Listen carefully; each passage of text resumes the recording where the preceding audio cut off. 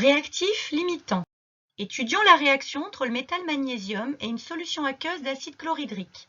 L'équation de la réaction est Mg plus 2H+, donne Mg2+, plus H2. Le métal magnésium, Mg, réagit avec les ions hydrogène, H+. Des bulles apparaissent, un gaz se forme, c'est du dihydrogène, H2.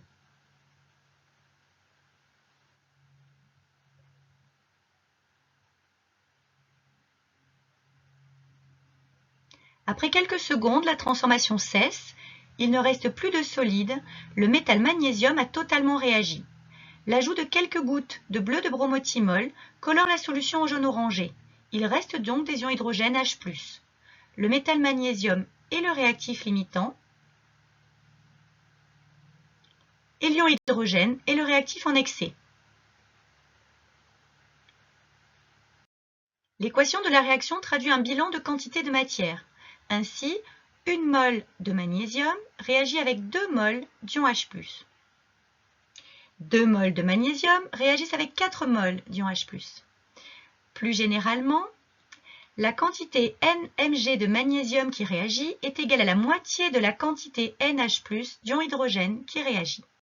Considérons le cas numéro 1 pour lequel les quantités initiales des réactifs vérifient l'inégalité N02Mg sur 1 inférieur à N02H+ sur 2, avec par exemple N02Mg égale 1 mol et N02H+ égale 4 mol. On a bien 1 sur 1 inférieur à 4 sur 2. Comment évoluent les quantités des réactifs? Au cours de la réaction, les quantités des réactifs diminuent. La réaction cesse lorsque l'un au moins des réactifs est totalement consommé. Dans l'état final, le magnésium est totalement consommé. Le magnésium est donc le réactif limitant.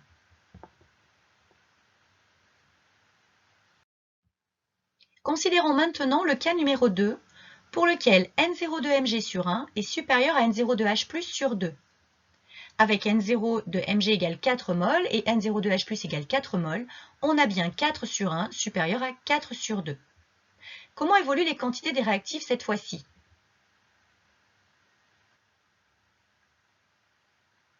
Dans l'état final, l'ion hydrogène est totalement consommé. L'ion hydrogène est donc le réactif limitant.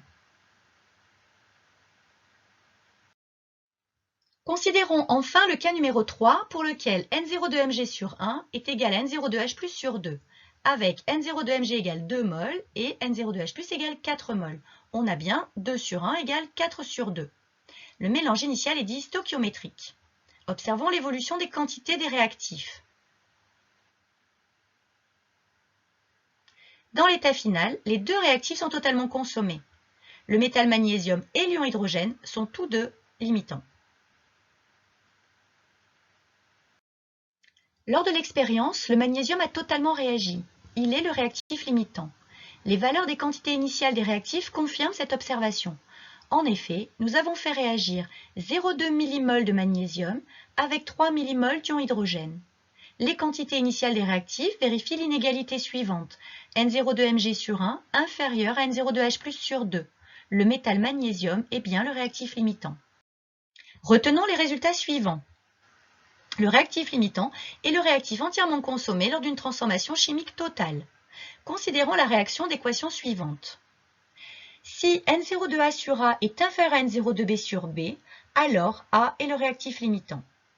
Si N02A sur A est supérieur à N02B sur B, alors B est le réactif limitant. Enfin, si N02A sur A égale N02B sur B, alors A et B sont tous deux limitants. Le mélange initial est stoichiométrique. Réalisons un petit test de 3 questions. Mettez en pause lorsque le symbole suivant s'affiche pour prendre le temps de répondre. Question 1. Choisir la bonne réponse. Le fer réagit avec le dioxygène de l'air selon la réaction d'équation. 3Fe plus 2O2 donne Fe3O4. Identifiez la relation qui correspond à un mélange initial stoichiométrique. La bonne réponse est la réponse C. En effet, un mélange initial est stoichiométrique si les quantités initiales des réactifs sont dans les mêmes proportions que leur nombre stoichiométrique. Question 2. Choisir la bonne réponse.